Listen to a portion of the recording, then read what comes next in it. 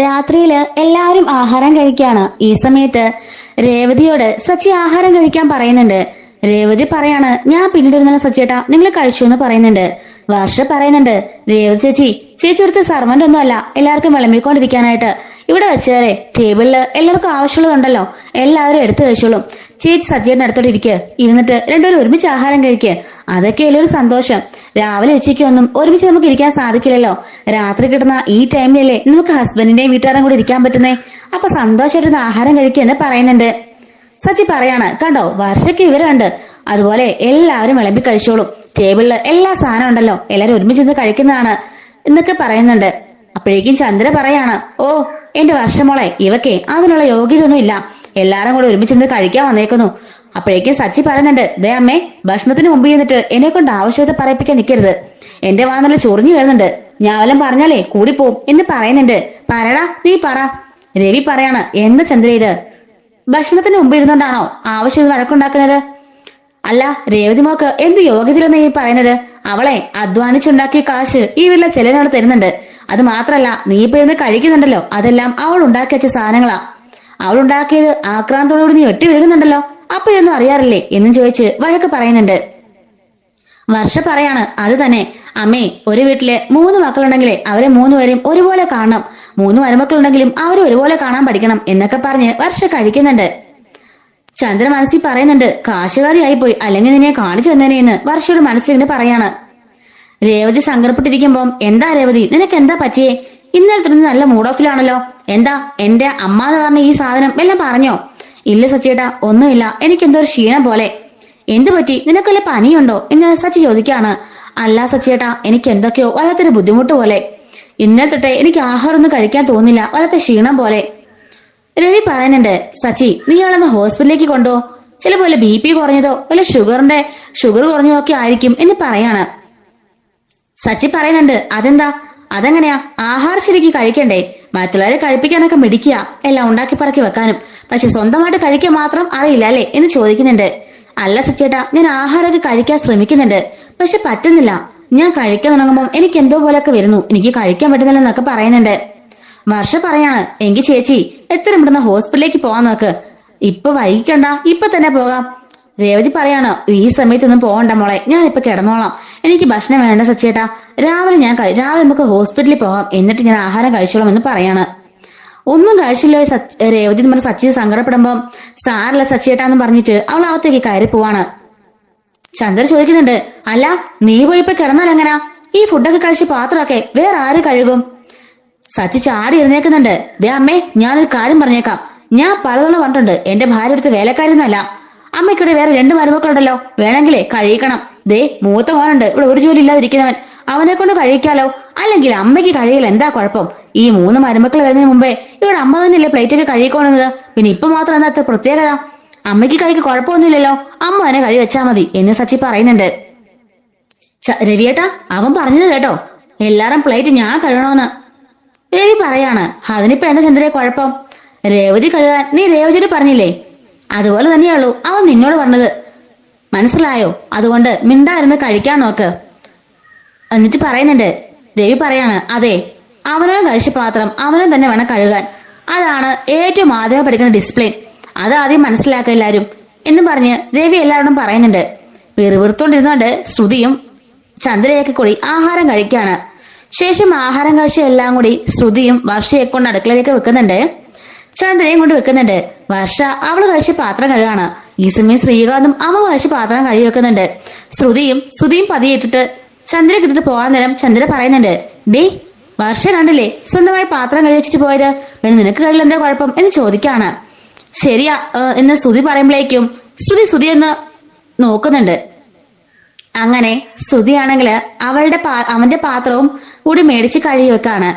രവി പാത്രം കൊണ്ടുവന്നിട്ട് കഴുകാൻ പോകുമ്പോൾ ചന്ദ്ര ഇങ്ങനെ അന്നേക്കെന്ന് പറയാണ്, വേണ്ട എന്റെ പാത്രം കഴുകാനേ എനിക്കറിയാം, ഇന്ന് നീ അതുകൊണ്ട് ബുദ്ധിമുട്ടണ്ട എന്ന് പറഞ്ഞിട്ട് അവന് ആ പ്ലേറ്റ് കഴിച്ചിട്ട് പോകുന്നുണ്ട്.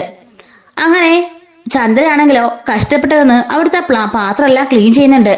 ഓ അവക്ക് കിടക്കാൻ കണ്ട സമയം, എന്തെങ്കിലും ഒന്ന് പറയാൻ നോക്കിയിരിക്കുക അച്ചിക്കോന്തൻ. എന്ത് പറഞ്ഞാലും അവളെ പൊക്കി പിടിച്ചങ്ങനെ നടന്നോളും.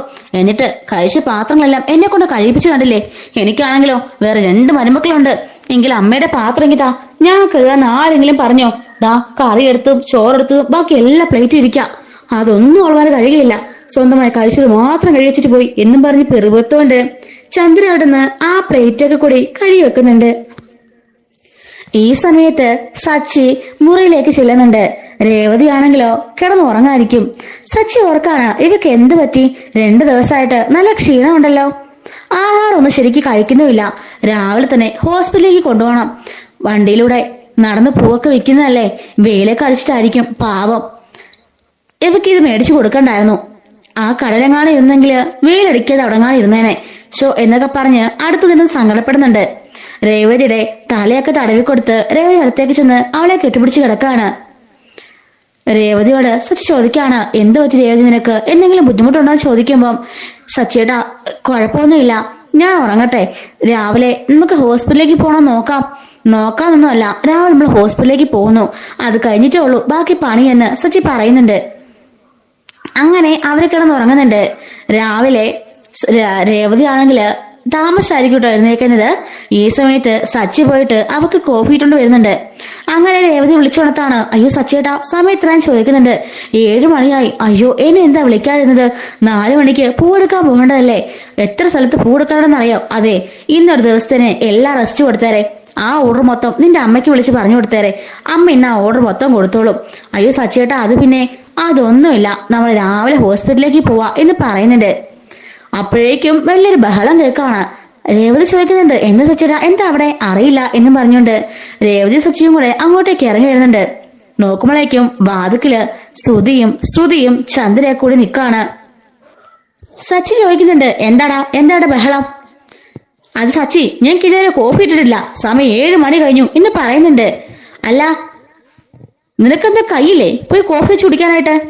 ചന്ദ്ര പറയുന്നുണ്ട്, അതെങ്ങനാ, ഞങ്ങളെ പണ്ടേ പണ്ടുള്ള കാര്യാ. ഇവിടെ കോഫി ഉണ്ടാക്കാന്ന് പാചകം ചെയ്യുന്നൊക്കെ നിന്റെ ഭാര്യയാ, പിന്നെ അവക്കിപ്പോ ചെയ്താൽ എന്റെ കുഴപ്പം എന്ന് ചോദിക്കുന്നുണ്ട്. ശ്രുതി പറയുന്നുണ്ട്, രാവിലെ കോഫി ഇടാനായിട്ട് തലവേദന എടുക്കുന്നു. സച്ചി ചോദിക്കാണ്, നിന്റെ കൈക്ക് കുഴപ്പമൊന്നുമില്ലല്ലോ, 2 കൈയും അങ്ങനെ ഇരിപ്പില്ലേ, പിന്നെ പോയി കോഫി ഉണ്ടാക്കിയ നിനക്ക് എന്താടി കുഴപ്പം എന്ന് ചോദിക്കുന്നുണ്ട്. സച്ചി, എടി പോടി നിന്നും എന്നെ വിളിക്കണ്ട, നിന്റെ ഭാര്യ വിളിച്ചാൽ മതി എന്ന് ശ്രുതി പറയുമ്പം അത് തന്നെ എനിക്ക് പറയാനുള്ളത്. പാചകം ചെയ്യിപ്പിക്കാനും വേലക്കാരെ പോലെ നടത്താനും എന്റെ ഭാര്യ കിട്ടില്ല, നീ സ്വന്തം ചെയ്താൽ മതി എന്ന് പറയാണ്. ചന്ദ് ചോദിക്കുന്നുണ്ട്, എന്താടാ കെട്ടിലമ്മ അകത്ത് കയറി ഇരിക്കുവാണോ? ദേ അമ്മേ, ഒരു കാര്യം ഞാൻ പറഞ്ഞേക്കാം, മിണ്ടാതെ സ്വന്തം കാര്യം നോക്കി പൊയ്ക്കോണം. കോഫി ഇവിടെ ആർക്കൊല്ലം ഉണ്ടാക്കി കുടിക്കാന്നല്ലേ ഉള്ളൂ. ഒരു കോഫി ഇടാനും കൂടി ഇനി അവള് വേണോ? അവക്കെ തീരെ സുഖമില്ല. ഇന്നലെ പറഞ്ഞാണല്ലോ അവളെ കൊണ്ട് രാവിലെ ഹോസ്പിറ്റലിലേക്ക് പോവാ. ഇതുവരെ അവളെ എഴുന്നേറ്റിട്ട് കൂടിയില്ല. അവൾക്ക് ഒട്ടും സുഖമില്ല. എങ്കിൽ അവൾക്ക് എങ്ങനെയുണ്ട്? അവളെല്ലാം കഴിച്ചോ? എന്തെങ്കിലും ചോദിക്കാനുള്ള മനസ്സ് നിങ്ങൾക്ക് ആർക്കെങ്കിലും ഉണ്ടോ? അപ്പോഴും അവള് ജോലി ചെയ്യണം അല്ലേ? ഞാനാ പോയിപ്പോ അവക്ക് ഒരു ഗ്ലാസ് കോഫി ഇട്ടുണ്ട് കൊടുത്തത്. അങ്ങനെ അവൾ എഴുന്നേറ്റത്. ഞങ്ങൾ ഹോസ്പിറ്റലിലേക്ക് പോവാ, വേണമെങ്കിൽ ഉണ്ടാക്കി കുടിച്ചിട്ട് പോടാം എന്ന് ശ്രുതിയോട് പറയുന്നുണ്ട്. ശ്രുതി പറയാണ്, വാ ശ്രുതി നമുക്ക് പോയി പുറത്തെങ്ങാനും കുടിക്കാം. ചന്ദ്ര ചോദിക്കാണ്, അപ്പൊ മോളെ എനിക്കോ? അമ്മ ഇവിടെ അങ്ങനെ ഉണ്ടാക്കി കുടിക്കാമേ എന്നും പറഞ്ഞിട്ട് ശ്രുതി ഇറങ്ങി പോകുന്നുണ്ട്. സച്ചി പറയാണ്, കണ്ടോ മരുമകളുടെ ഗുണം കണ്ടോ? രേവതി ഉണ്ടായിരുന്നെങ്കിൽ എന്തെങ്കിലും പറയായിരുന്നോ? എല്ലാം ഉണ്ടാക്കി മുമ്പിൽ കൊണ്ട് തന്നാലും അവക്ക് കുറ്റമല്ലേ ഉള്ളായിരുന്നു. ഇപ്പൊ എങ്ങനെയുണ്ട്? വെച്ചോണ്ടിരിക്കും മലേഷ്യക്കാരനെ എന്നും പറഞ്ഞ് സച്ചി പറയാണ്. ചന്ദ്ര പറയുന്നുണ്ട്, ഓ കെട്ടിലമ്മയ്ക്ക് എപ്പോഴും ഇങ്ങനെ അകത്ത് കയറി ഇരുന്നാ മതിയല്ലോ.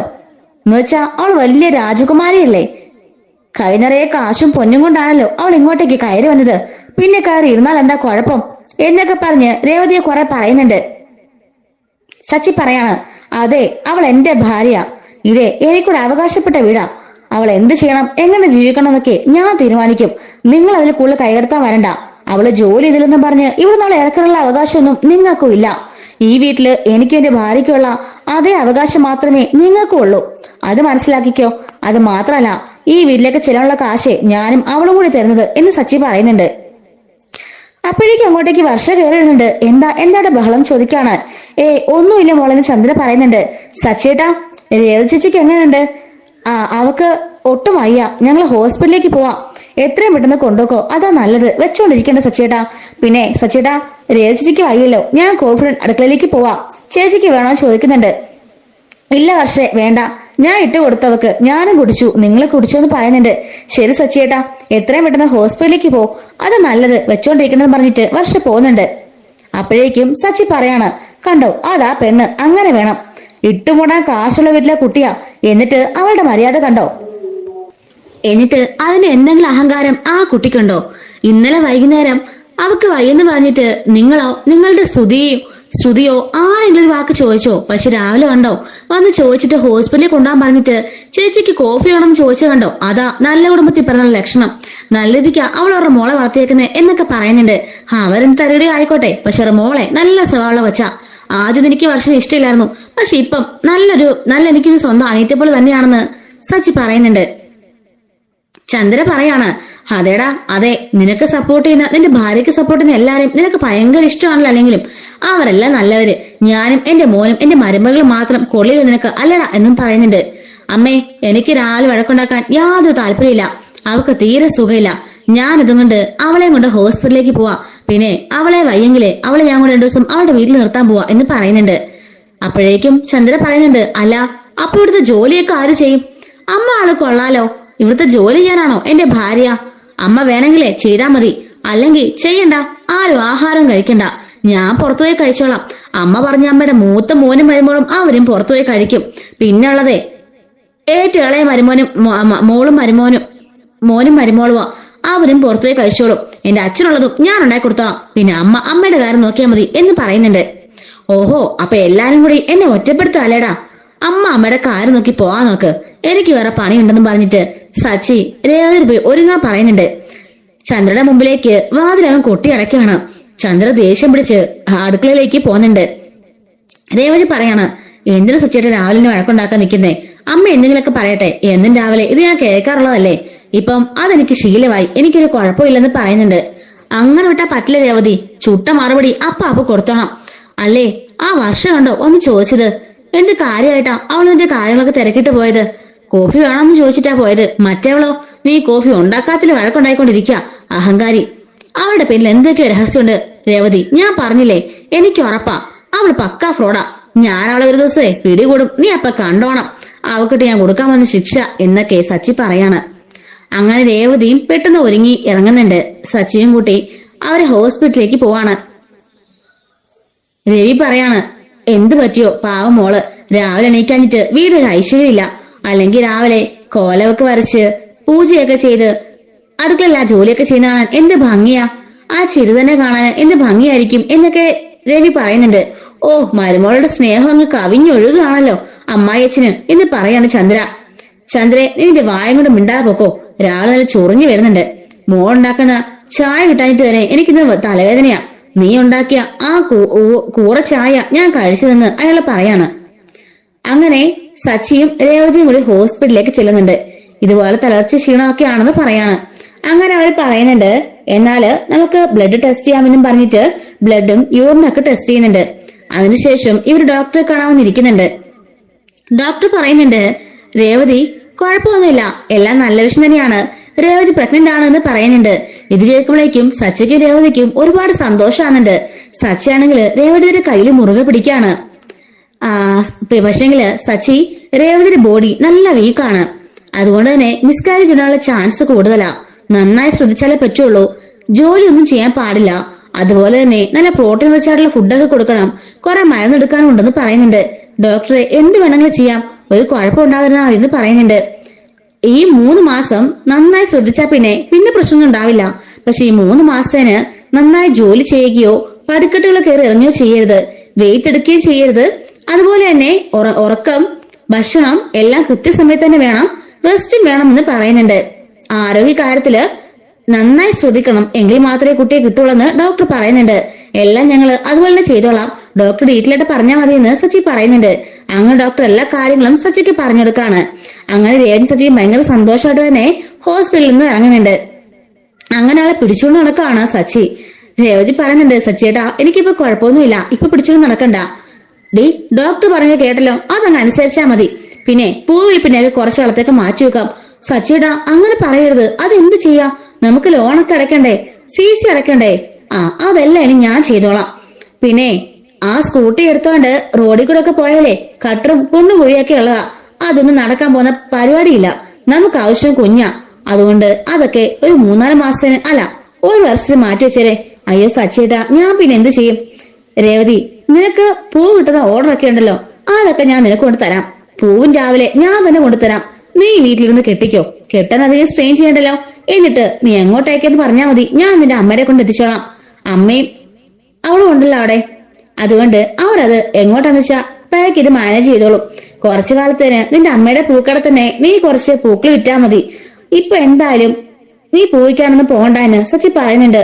സച്ചിയേട്ടാ, സച്ചിയേട്ടൻ ആഗ്രഹിച്ച ആ വണ്ടി എടുത്ത് തന്നല്ലേ, എന്നിട്ട് അതങ്ങനെ വെച്ചിരുന്നാലോ? അതിനൊക്കെ ഞാൻ പരിഹാരം കണ്ടോളാം. അല്ലെങ്കിലേ അത് ഡെലിവറി ചെയ്യാൻ വേണ്ടി ഞാൻ ആളെ ഏർപ്പാടായിക്കോളാം.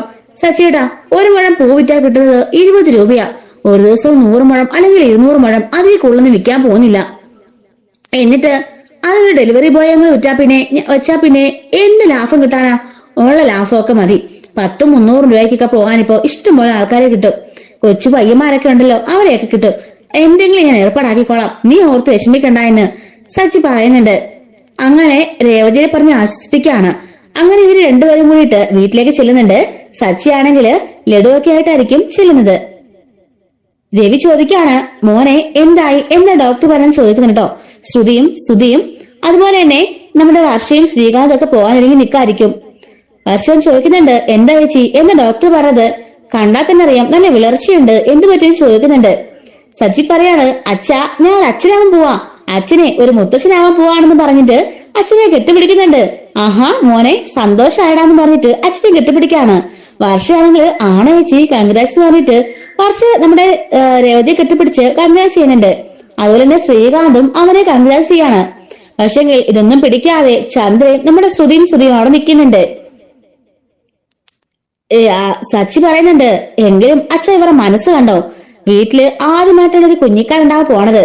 രേവതി ഗർഭിണിയാണെന്ന് അറിഞ്ഞിട്ടും അനങ്ങാതിക്കുന്ന 3 കണ്ടോ അച്ഛ എന്ന് പറയുന്നുണ്ട്. രവി പറയുന്നുണ്ട്, എന്ത് ചെയ്യാനാടാ, അവരൊരാൾക്ക് മനസ്സ് അങ്ങനത്തെ ആയിപ്പോയി. നീ ഒന്നും മൈൻഡാക്കണ്ട. നിന്റെ അമ്മയുടെ അതേ സ്വഭാവമാണ് നിന്റെ ചേട്ടന്, അതേ സ്വഭാവം തന്നെയാണ് അവന്റെ ഭാര്യയ്ക്കുമെന്ന് രവി പറയുന്നുണ്ട്. ചന്ദ്രൻ പറയുന്നുണ്ട്, ഓ ഇവക്ക് വിശേഷമുള്ളതാണോ ഇപ്പൊ വലിയ വിശേഷം? ഇവിടെ വേറെ അതിലപ്പുറത്തെ കാര്യങ്ങൾ കിടക്കുമ്പോളാ. അല്ല ഇനിയിപ്പോ ഇവിടുത്തെ ജോലിയൊക്കെ ആര് ചെയ്യുന്നു നീ പറയുന്നേ എന്ന് സച്ചിയോട് ചോദിക്കുമ്പം സച്ചി പറയുന്നുണ്ട്, പിന്നെ അച്ഛ എല്ലാവരുമായിട്ട് പ്രത്യേകമായിട്ട് ഒരു കാര്യം പറയുന്നുണ്ട്. 3 മാസത്തിന് ഇവക്ക് കംപ്ലീറ്റ് റെസ്റ്റ് വേണം. ഇവക്ക് ഒരു ജോലിയും ചെയ്യാൻ പാടില്ല. കാരണം മിസ്കാരേജ് ഉണ്ടാൻ ചാൻസ് ഉണ്ടെന്നാ ഡോക്ടർ പറഞ്ഞത്. അതുകൊണ്ട് തന്നെ ഇനി എല്ലാ ജോലികളും എല്ലാവരും കൂടി വേണം ചെയ്യാനായിട്ട്. രേവതി ഇത്രയും കാലം ഒറ്റക്കലയെല്ലാം ചെയ്തത് ഇനി അവളെ ചെയ്യാൻ ഞാൻ സമ്മതിക്കില്ല. അവള് പടിക്കിട്ട് ഇറങ്ങാനോ വെയിറ്റ് എടുക്കാനോ അതിന് നേരം നിന്ന് ജോലി ചെയ്യാനോ ഒന്നും പാടില്ല. 3 മാസവും മാക്സിമം കിടന്നുകൊണ്ട് റെസ്റ്റ് എടുക്കണമെന്നാണ് ഡോക്ടർ പറഞ്ഞിരിക്കുന്നത്. അതുകൊണ്ട് അവളെ ഒരു ജോലിക്കും ഞാൻ ചെയ്യാൻ സമ്മതിക്കില്ല എന്ന് സച്ചി പറയുമ്പം ചന്ദ്ര ചോദിക്കാണ്, അല്ല പിന്നെ അവളുടെ പൂക്കച്ചവടം എന്ത് ചെയ്യും? അതൊക്കെ ഞാൻ വേറെ സെറ്റാക്കിക്കോളാം. എന്തായാലും അതിനും അവളെ പോകുന്നില്ല. വല്ലപ്പോഴും അവളിരുന്ന് പൂ കെട്ടിയാൽ മാത്രം മതി, അല്ലാതെ വേറെ ഒന്നും തന്നെ അവൾ ചെയ്യാൻ പോണില്ല എന്ന് സച്ചി പറയുന്നുണ്ട്. ചന്ദ്രൻ പറയുന്നുണ്ട്, ഈ 3 മാസം ഇവൾ ഇവിടെ കിടത്താനാണോ നിന്റെ പ്ലാൻ? അപ്പോഴേക്കും രവി ചോദിക്കാണ്, എന്ത് ചന്ദ്രൻ നീ എന്തൊക്കെയാ പറയുന്നത്? പിന്നെ ഇവൾ എവിടെ കൊണ്ടാണ് നീ പറയുന്നേ? അവളുടെ വീട് ഇതല്ലേ, ഇവിടെയല്ലേ അവള് കിടക്കേണ്ടത്? രവിയേട്ടാ നിങ്ങൾ എന്തായി പറയുന്നേ? അപ്പൊ അവക്കിത് വെച്ചോളണതാണോ നിങ്ങൾ പറഞ്ഞത്? അതിനൊന്നും എന്നെ കിട്ടില്ല. 3 മാസം അവള് കിടക്കും. ആ കിടപ്പില് ഞാൻ അവൾക്ക് വെച്ചോളണം പോലും എന്നെ കൊണ്ട് അതിനൊന്നും ഒക്കെയുള്ളെന്ന് അവള് പറയുന്നുണ്ട്. അപ്പോഴേക്കും വർഷ പറയുന്നുണ്ട്, സച്ചേട്ടാ എനിക്കങ്ങനെ അധികം ഫുഡൊന്നും ഉണ്ടാക്കണമെന്ന് അറിയില്ല, എങ്കിലും സാരയില്ല, രേവച്ചിക്കുള്ളത് ഞാൻ ഉണ്ടാക്കി കൊടുത്തോളാം.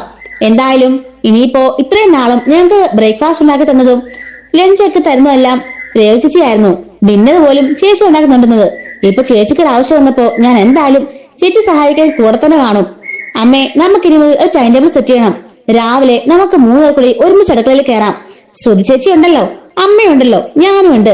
3 പേരും ഒരു ടൈം ടേബിൾ ചെണിച്ചിട്ട് നമുക്ക് ഒരാൾക്ക് ബ്രേക്ക്ഫാസ്റ്റ്, ഒരാൾക്ക് ലഞ്ച് ഉണ്ടാക്കാം, ഒരാളെ ക്ലീൻ ചെയ്യാം. അങ്ങനെ എല്ലാ ജോലികളും നമ്മൾ ഒരുമിച്ച് ഏറ്റെടുത്ത് ചെയ്യാം.